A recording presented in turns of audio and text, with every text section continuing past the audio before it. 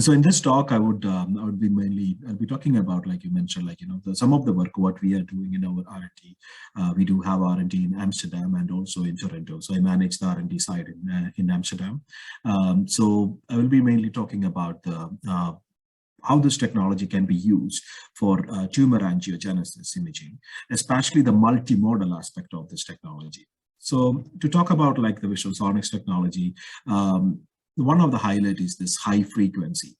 I'm sure you all have experience with ultrasound imaging. If you go to hospital, you do an echo scan. We mainly use in hospital like 3 to 15 megahertz. So that's a frequency range of the transducers.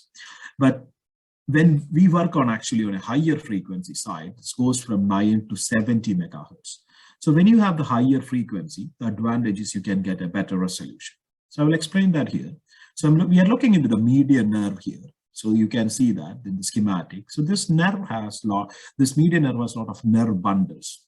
And if you are looking into the lower frequency, let's say in this case, it was 6.5 megahertz, a common clinical scanner. You see like this, you can see the nerve, but you don't see the nerve bundles inside. So suppose there are diseases you may all aware of, like a carpal tunnel syndrome. And if you have that, mainly this nerve bundles will be damaged. So if you want to see those details, the lower frequency will not help. So that's where the advantage of high frequency. If you increase the frequency, let's say in this case, I'm going for a 50 megahertz, 50. So what I'm getting here is like a much crisp, much sharper images. You can even see those nerve bundles inside. So this is the same scan. You will see much nicely the nerve bundles. So this is the advantage of going into the higher frequency.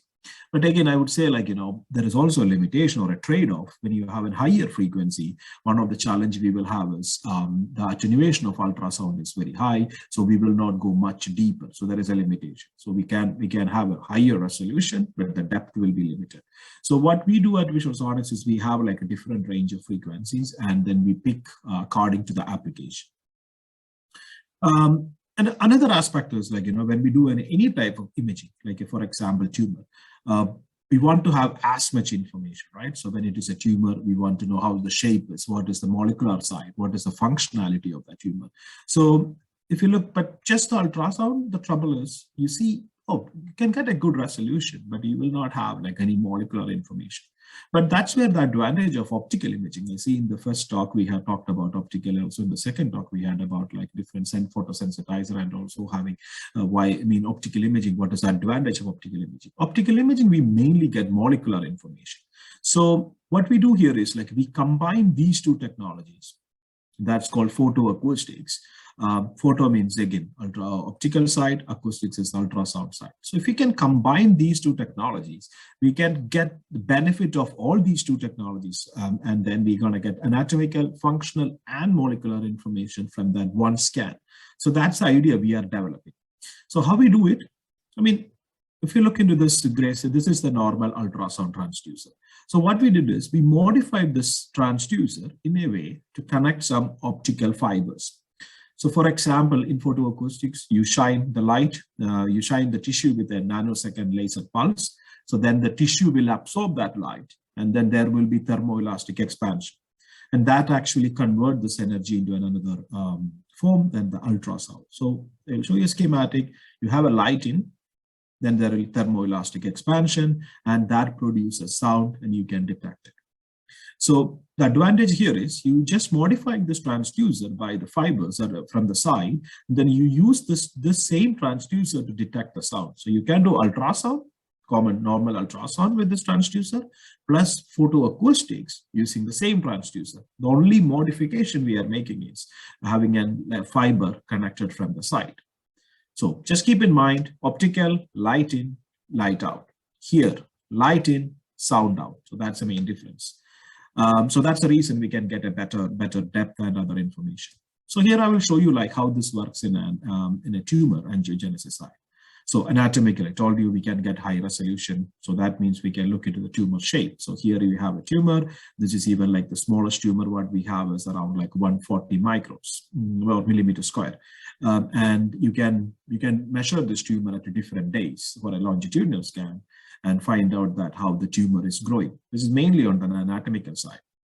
But if you look into functional side, there is a possibility to image the Doppler. I think you all are familiar with the Doppler imaging, the Doppler shift. So once we use that option, we can see how much is this tumor is vascularized. I'll explain this in detail in my next slide, but an overview, that's what I'm providing here. And this is where the micro bubble. So far, we haven't used any contrast agent, but here, if we use an ultrasound contrast agent, we can actually see how this is perfusing inside the tumor. For example, here you have the micro bubble coming in, and then there are regions which is not really perfusing. So this could be hypoxic or necrotic regions. And then moving to the photoacoustic side, so this is where the oxygen saturation or a hemodynamics we can image. Again, we don't need any markers. We are looking into the changes in changes of absorption in oxy and deoxyhemoglobin, and that we measure. And this is where if we have a contrast agent, like it was great to see that the different photosensitizer, different contrast agent, optical contrast agent we discussed in the previous talk. So if we have a contrast agent, we can inject it, and that goes through the tumor site, and then we should be able to see how fast or what is the kinetics of that contrast agent. So this is like an overview. Like when you talk about multimodal, you get an anatomical, you get functional, and molecular information. Now I'm going in detail how we do this. So let's say if you are working with tumor models, if you want to implant the tumors, there are most of the people either do a surgery or you can use. But the challenge in the surgery is you don't have that much precision, right?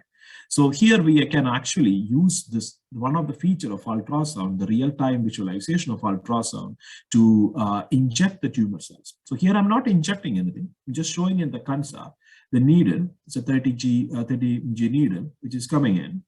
And then you can actually just make a small through the skin line, and then this is the left kidney, and you can, if you want to do and inject the tumor cells, you can do that. Or if you want to do biopsies, we can do it.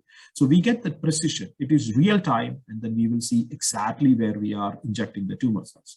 So it's quite useful for, let's say, pancreatic tumors. Because if you want to have a good pancreatic tumors, like with reproducibility, I would suggest like this kind of approaches would be much handy. You will be able to inject the tumor cells specifically into the spot and then follow up over the time. Let's say once you have the tumor implanted, the tumor cells, it start growing, right? So the advantage here is like you can, using the anatomical features, you can follow up over the time.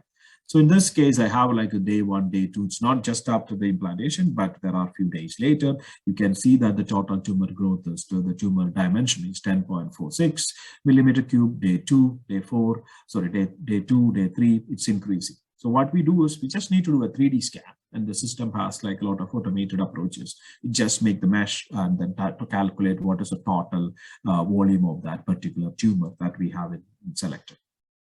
This approach is actually used in some of those nice publications.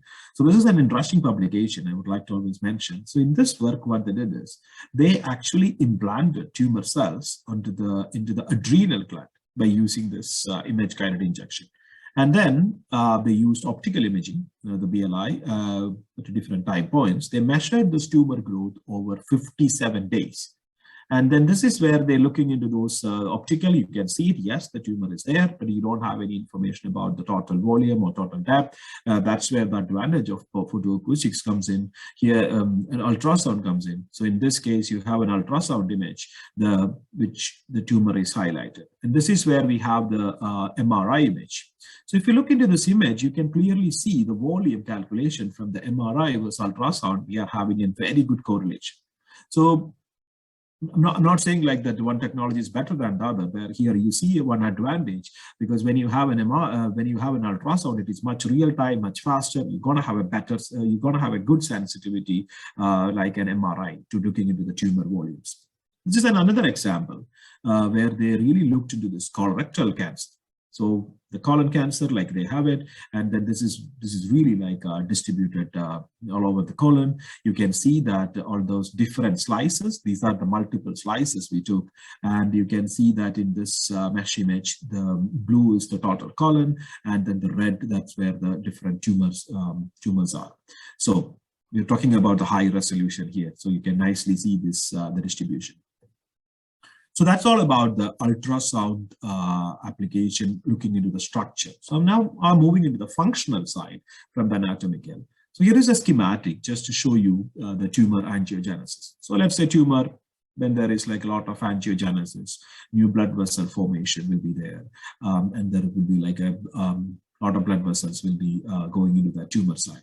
So what we can do is like we can use a function called like a Doppler imaging. It's basically looking into the Doppler shape. So if there is a flow changes, you would be able to quantify that changes. Like for example here, what I showed you, these are at different days. When the tumor is growing, what you do is like you do this measurement of the whole 3D tumor at different days. So if there is a tumor growth, or there is a bigger blood vessel formation or at flow velocity changes, we should be able to quantify that, how those changes are. So they're basically following a Doppler shape. So that's what happens here. The day 1 and day 4, you can see the percentage of vascularity is changed from 3.1 to 11.2. This is also published, a very nice paper. So this is again, you can connect back to that therapeutic side. If you have if you are doing a therapy and if it is anti-angiogenic, I would say the first thing to change is this percentage of vascularity. You have that vascularity before treatment and then check what is the vascularity after the treatment. So you should be able to see changes in percentage of vascularity. That's one application from the functional side. Now I'm moving to the photoacoustic side or a molecular information. So here what you are seeing is the animal is gas anesthetized and we are looking into the lower abdomen, the spleen and kidney view. We are looking into this multicolor images and oxygen saturation, SO2 image. So the blue is less oxygenated and red is highly oxygenated region. So what we have is, as I mentioned, animal is gas anesthetized.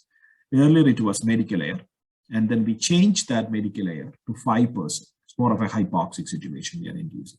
Then we have a medical air again. So here, what you see here is, when there is a medical air, all red, that means highly oxygenated, spleen and kidney normally highly oxygenated. But when it is 5, you see it is still blue. It's turned to blue. So check it again. We have this red moving to blue. And once we release it, it is coming back to red again. So this is more of a real-time measurement to see the oxygen saturation changes. So what you have here, this is like as a post-processing, you take a different region of the kidney, let's say the cortex, the medulla, the whole region. You can see that changes in oxygen saturation. Earlier it was 71%. When we change that to 5% oxygen, there is a huge drop. And then once we put it back, the medical air, you can see that is coming back to the normal level. So this can be really, you can connect for a tumor, right? I mean, the tumor, earlier it is highly oxygenated, and then there will be a chance to become hypoxic and necrotic. That's what we have here. This was a work done in SEPA and Orleans. What this group did is, they actually looked into this tumor growth over different days. So you can see that for day 1, I mean, like the first day they measured, the volume of the tumor is much smaller and then oxygen saturation is around 48%. But once the tumor start growing, the volume start increasing, and then you see that SO2 values are dropping. At the same time, you see in the photoacoustic image more of or you are not having much signal at the core of the tumor tissue. So this could be that it become changing to hypoxic. So to validate that, they also did an actually histology comparison. This is an example. So you have the tumor oxygen saturation image. So as I told, red is highly oxygenated, blue is less oxygenated. You see that the rim of the tumor is very nicely oxygenated, but the core is you are having a very low signals. But when you do an histology scan, you can very nicely see there is this part of the tumor is more necrotic and this part is hypoxic, and that's what you also see it here. You have a very low signal from the photoacoustics or an oxygen saturation image inside the tumor. So this was also like, there are so many publications on this side, but I just want to mention, this is one of the application of photoacoustics. You can do a very nice oxygen saturation measurement without sacrificing the animal. And then it's more or less real time, 3D, you can follow that over the time. Especially when you apply therapy, this is something it's gonna change. If you have a therapeutic drug or any of the photosensitizer, like, I mean, after what we need to do is like, we need to do an image before and after. We should be able to see some changes in oxygen saturation from the very early time points. So that's about 2 wavelengths. So to get an oxygen saturation, we use 2 wavelengths. So now I'm moving to a spectroscopic photoacoustic imaging. Actually, that was also very nice to see the work from Professor Lewis, where his student actually changed them yellow to different colors, yellow, blue, and red. So I'm just giving you a background, like how we are doing that. So it's basically a spectroscopic imaging. This is actually an absorption spectrum of the tissue chromophores, which is in the near infrared range, in this range. So you can see melanin, oxy, deoxy, collagen, lipids, that all absorbing in this range. So to do the spectroscopic imaging, what we do is we take multiple frames, like at a different wavelength. For example, here 680, 700, 720. You just need to take it a different the frames with the same frame with a different wavelength. And then what we do is like we analyze each pixels. So once you start analyzing each pixels, then you can actually correlate that pixel back, how it is responding to that normal or a non-tissues or non-tissue chromophores. So then we should be able to cluster all these pixels and then trying to get a multicolor image. Showing an example here. So this was actually work done in US. Actually, they used a polymer, a dye-based nanoparticle. It's from this company Optimios, and it was targeting to the folate receptor. So they injected, like one was targeting, the PAR 900 was folate receptor targeting, and then one was a non-targeting. They injected this into the tail vein, and then they actually looked how this is coming into the tumor side. So this is again a subacute tumor, and what you are seeing is before the injection. Okay, now it's injected. So before the injection, you have only blue and red, but just after the injection, you start seeing the yellow and green pixels. So it's like multiplexing all those pixels over there after the injection. So you see that there is like, oh, there is more signal from that contrast agent what we injected, but this is 2D. What we can do is we can do 3-dimensional imaging at a different time points. So this actually shows in immediately after the post-injection, 24 hours and 72 hours. What you see here is the 3D quantification, where you have the yellow, the PAR 900, that's a targeting agent, is actually accumulating more in the tumor compared to the green, which is a non-targeting one. And it is also clearing after 24 hours, it's slowly clearing. So you can do this kinetics. So this is one agent which worked. Again, here you are looking into the small tumor, but what you want to do is, like, if you are injecting something, you want to know how does the whole body biodistribution. So we also worked a little bit on that. Still a continuing project to the whole body imaging. So what we have here is like an animal placed in this module. It's a glass plate, and then light is coming from both the sides. Again, this is the flexible imaging system. You can have the light from one side, two side, if you want to see deeper, and doing the whole scan, the whole length scan. We will get multiple 2D slices, stack them, and then we should be able to get images like this. So here we have an ultrasound image, and this is a photoacoustic image. I'll show you a study. So in this particular case, we used an ICG. So it's not targeted, just injected into the tail vein. So what I'm going to scan from the tail to the lung region. So the green is ICG, and red is the normal blood or endogenous signals. So now I'm having multiple slices. I'm a cine loop. I'm going from one end to the other end. What you are seeing here is, you see that the distribution of this dye, what we injected, the ICG, and also the endogenous chromophores, that is the blood or other melanin or other chromophores, what we have in the tissue. So you see it is distributed indifferently into those in the tissue regions. The advantage of this approach is we can also stop it. Okay, this is where the kidneys start coming in, and then you can just looking into each slices. So one slice is around 120 microns. So you see that how the accumulation is. So if you go to the liver, you see there is more signals, more of this contrast agent just after the injection. Few minutes later, more signals coming into the liver. So this is the 3D. Before injection, you're not supposed to see a green any pixels, but this is what happened after injection. So this is like 6 hours, and this is 24 hours. So here you also have a multicolor image, the blue and red, which is the blood signal, endogenous, and this is where the exogenous contrast from the ICG, because this ICG has a hepatobiliary path elimination. It goes to the liver, and then slowly it's clear, and then it comes to this at the end, it's in the intestine, and this is after 24 hours, you see more signals here.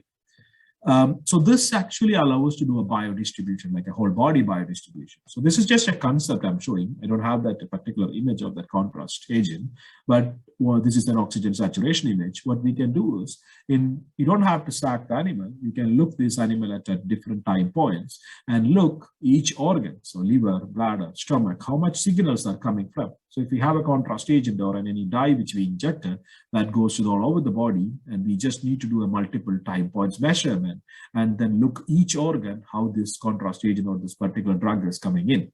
So that gives you a possibility to do whole body biodistribution without sacrificing these animals. So this was like a quick overview on all the different applications on photoacoustics, the contrast agent, what we can do from a technology side.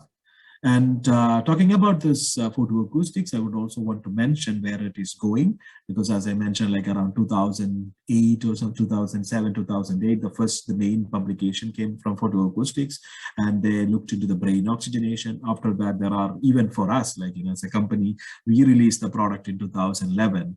Then there are more commercial companies coming into the field, and then they all did a lot of development on taking this technology or more focused on that hardware side. And that also actually put into this into the next, the translational research. So I want to just quickly touch that point on what is possible from preclinical to clinical, because this is all our aim, right? If we are developing something in preclinical, we also want to translate into that clinical side. At the moment, what we have few studies ongoing. It's all based on a local ethical approval.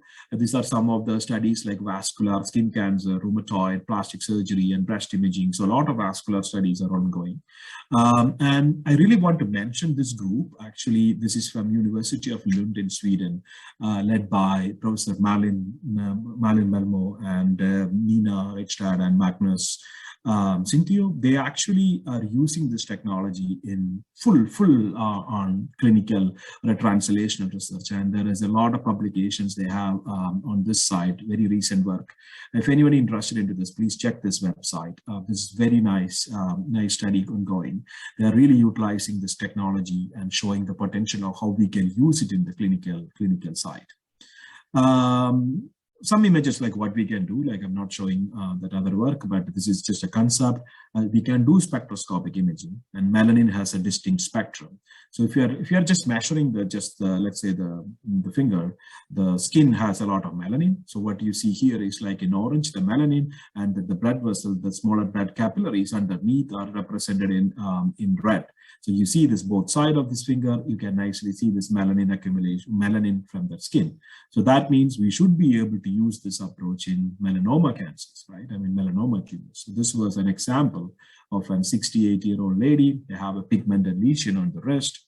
You have to find out, like, is there a dermal inversion? So if there is anything about the 1 millimeter, we should be careful to find out if it is a dermal inversion or not. So we could do a 3D scan and then find out that, oh, this is the distribution of this melanoma in this. And since there is a higher resolution, if you look into 2D, that will give us an idea how thick these lesions are. So these are the different regions. We can check it. It is all under 1 millimeter. So that means you don't have to do a biopsy. This is the procedure, right? If someone who want to test it, like they all have these different black regions, normally the approach is like they all go for this the biopsies. So it's more a painful approach, but here, just doing a quick scan, you will know how thick is that tumor, or if there is anything to be worried at that point. So that's also one of the applications I can highlight here. Since we have this interest of the tumor imaging, I thought of sharing one project what I'm actively working in the R&D side. This is like something what we have developed. It's about super resolution, to increase the resolution in a tumor imaging. So what you see here is an image of a tumor after the microbubble injection. This is a typical image you normally get, but after implementing this extra processing of tracking the single bubbles, we should be able to get an images like these, which is really, this is inside the tumor, how the capillaries are inside the tumor. That's what we can do. It's an ongoing project. We are working on it, but the initial results are really promising. So with this, I would like to summarize it. Here, the laser axis and multimodal system, we can get a lot of information, anatomical, functional, and molecular, and there is a huge potential for translational research.